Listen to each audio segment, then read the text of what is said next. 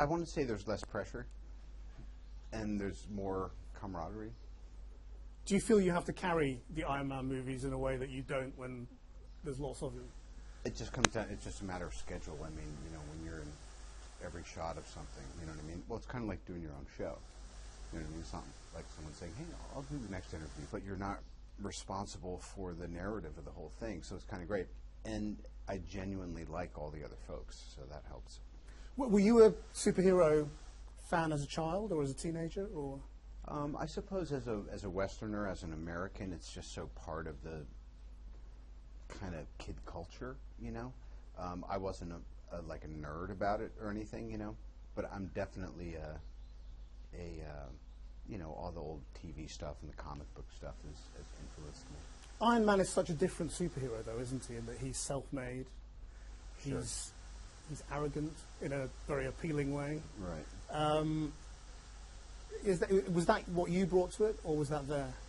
It was always inherent in the comics. And, you know, Stan Lee, back in the 60s, it was really kind of a Vietnam-era sort of fabrication, you know, and he was under pressure to keep coming up with new characters, and so he kind of did this mosh of things, and who'd have thought all those years later that it wound up being a character that differentiated this universe from other comic book worlds, and here we are, you know.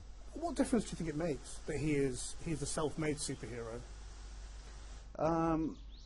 I think more than anything, I always played it like he's a guy who's in big business that you may or may not have judgment on. He's an arms dealer.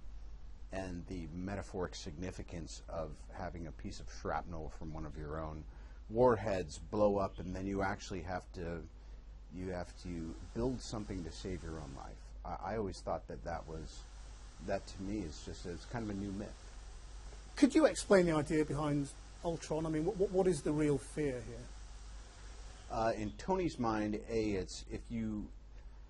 the idea behind a team like this is for the team to retire, because the odds are that one or all of them are going to get bumped pretty soon. So his idea is pretty altruistic. He's thinking, how can I put us out of business and still have a big bouncer at the door of our vulnerable little planet? And that's why he does what everybody fears, which is unleash this monster. Right. Well, clearly he doesn't do it to unleash a monster. It's co-opted. There's a couple points in the script that I think is the reason that Age of Ultron is actually a worthy companion to Avengers, and in some ways a better film, in that it takes the conventions and it twists and retwists them in a way that's kind of clever. Just as an audience member, I'm like, oh, that's really cool. I appreciate the kind of complexity of it. And what do you think of the obvious parallels being made between you and Iron Man?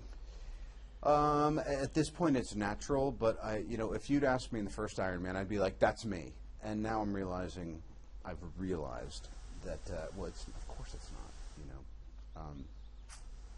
I'm not saying that I'm such a fantasist that I felt like I was Tony Stark, but I felt like it was my persona. But none of us are our personas.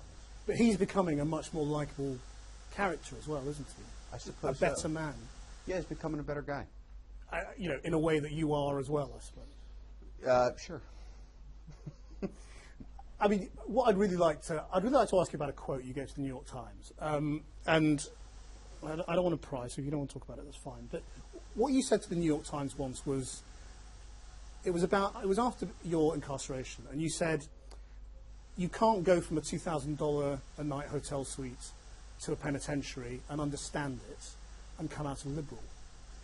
And I just wondered what you meant by that. Well, the funny thing is, and I appreciate your point of view, things that you said 5-7 years ago, or things you said in an interview that made sense to you at the time, I could pick that apart for 2 hours and be no closer to the truth than I'd be giving you some half-assed answer right now. I couldn't even really tell you what a liberal is. So therein lies the answer to your question. The statement sort of stands by itself, doesn't it? I mean, does that mean you're not a liberal, or that you came out of prison not being a liberal? Are we promoting a movie? To me, the thing is that I'm certainly not going to backpedal on anything I've said, but I wouldn't say I'm a Republican or a liberal or a Democrat. I think when I was talking to the person who was doing the interview that day, and